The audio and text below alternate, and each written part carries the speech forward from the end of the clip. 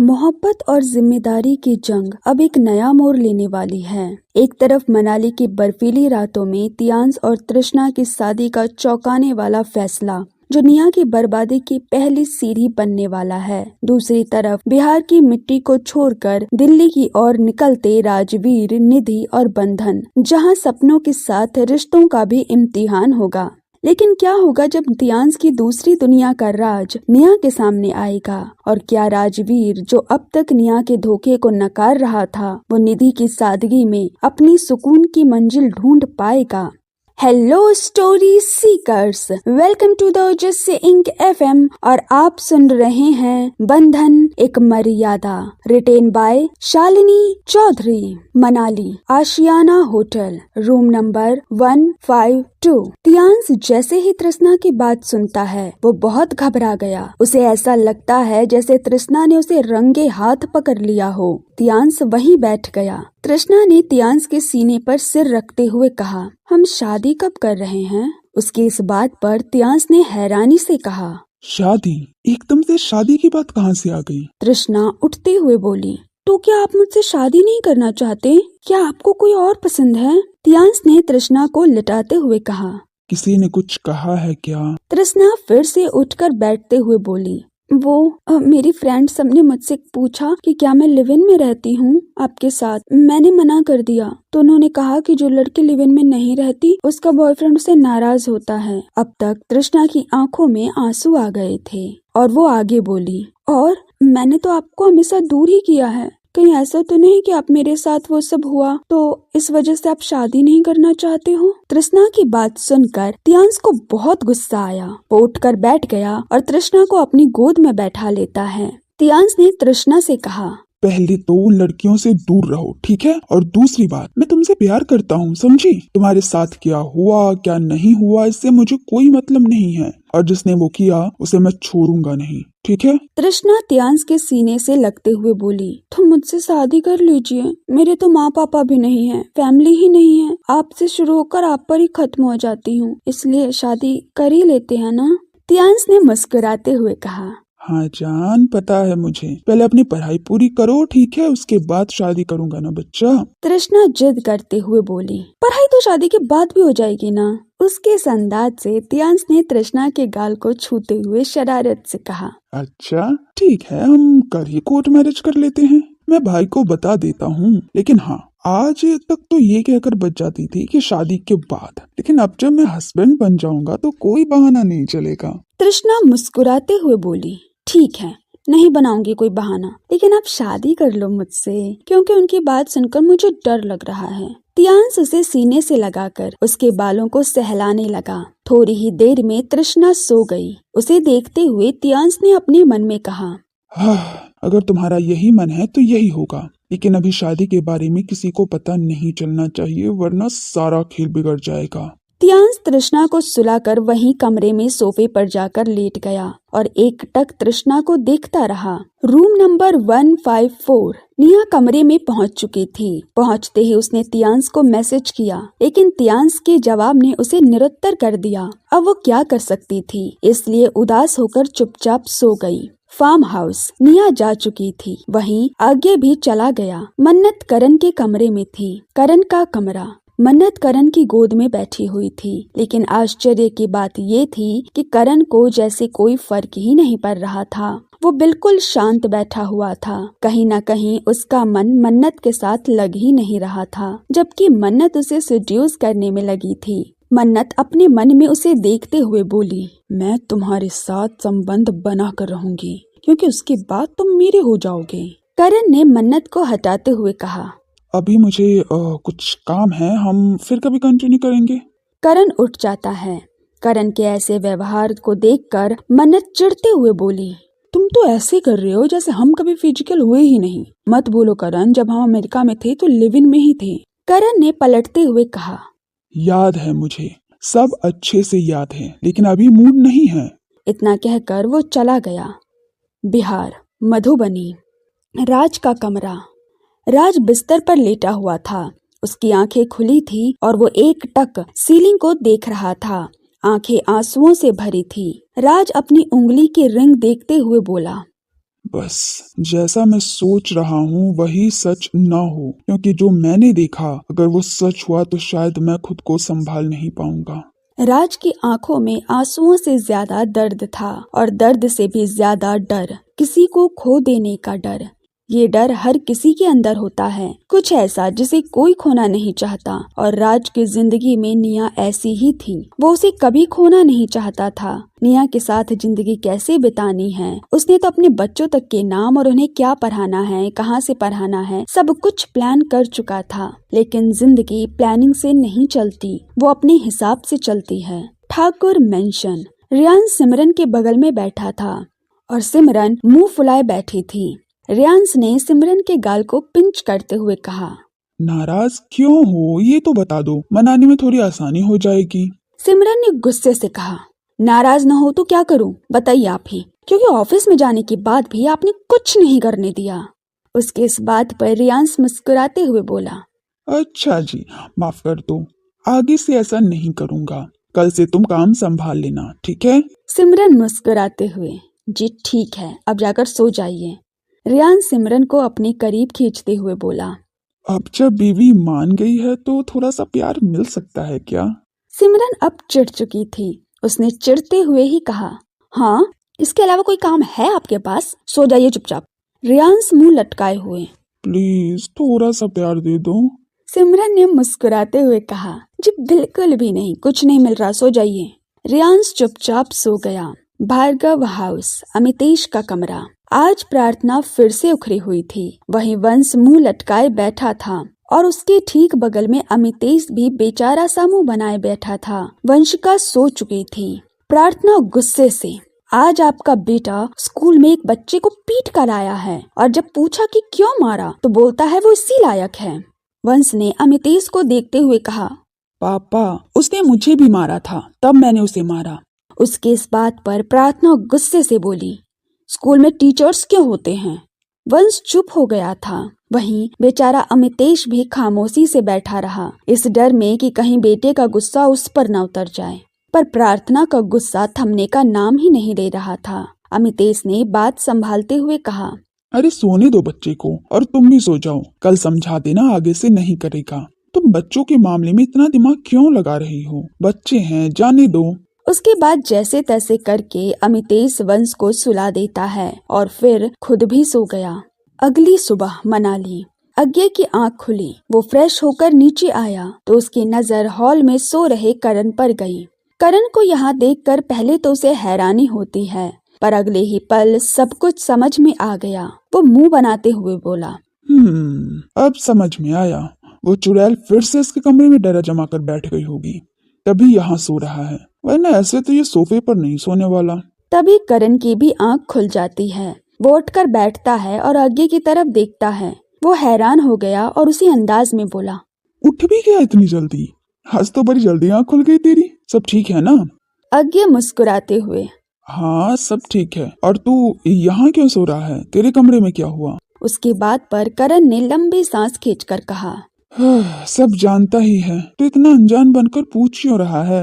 आज्ञे हंसते हुए, वो फिर से तेरे कमरे में जाकर सो गई ना, और तू कुछ भी नहीं कह पाया, ये सोचकर कि निया क्या सोचेगी।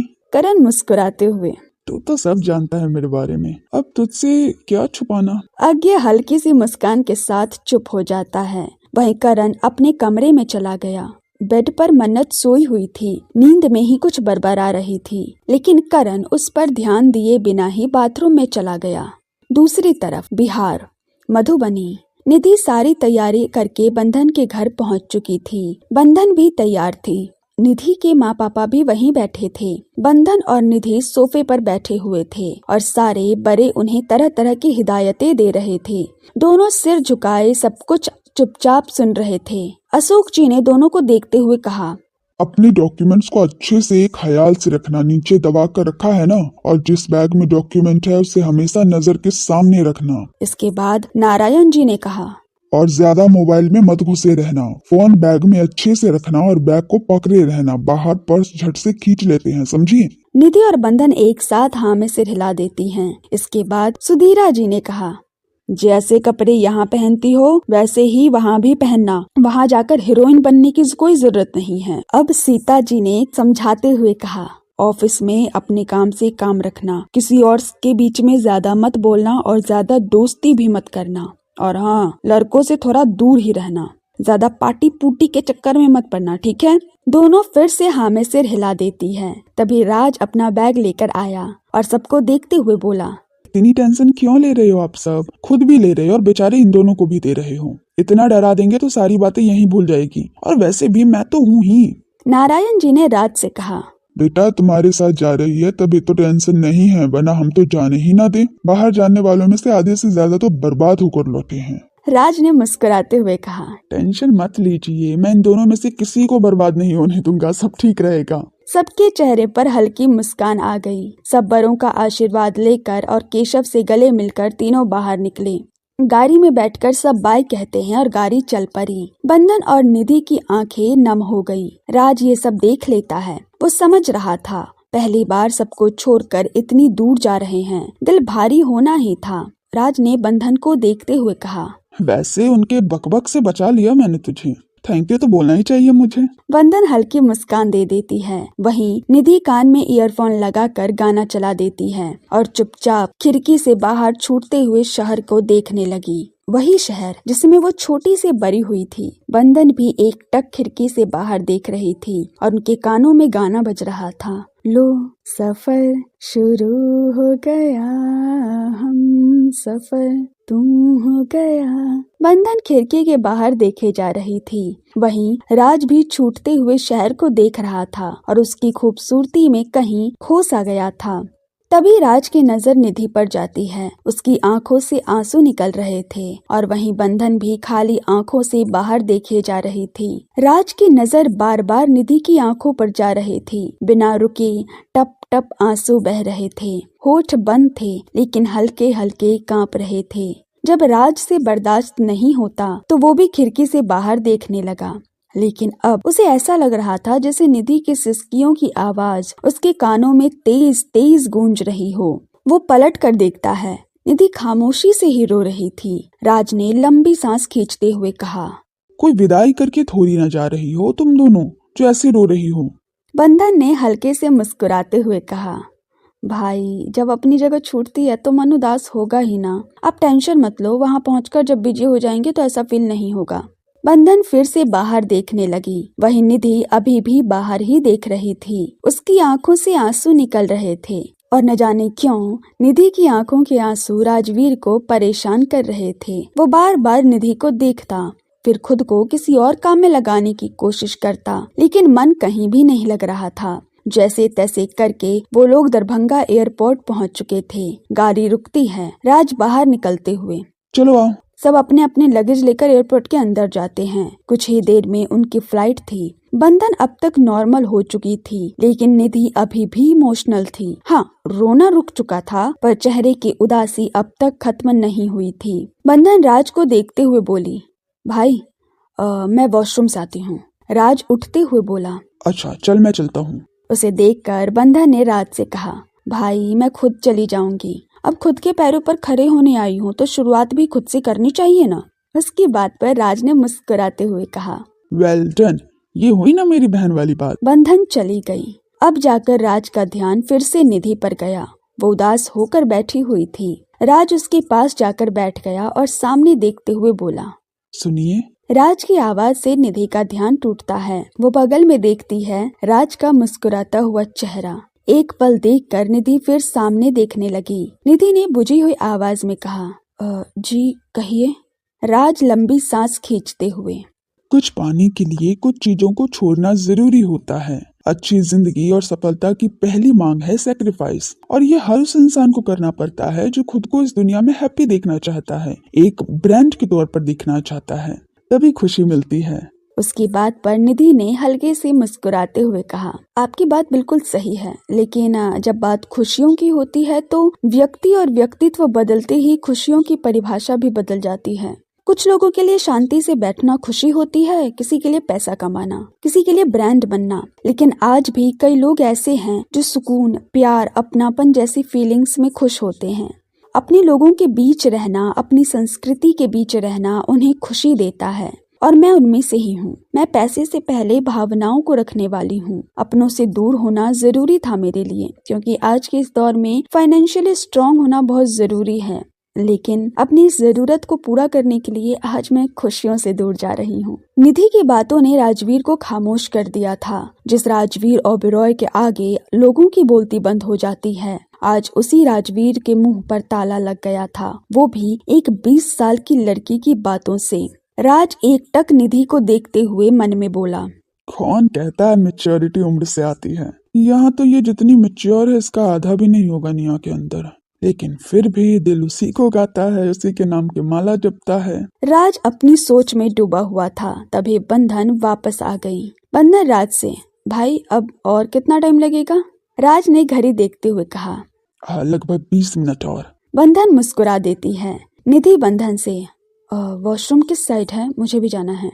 राज ने बंधन को देखते हुए कहा, तू यहाँ बैठ, मैं चला जाता हूँ, मुझे भी फ्रेश होना है। बंधन निधि की तरफ देखती है। निधि हाँ में सिर हिला देती है।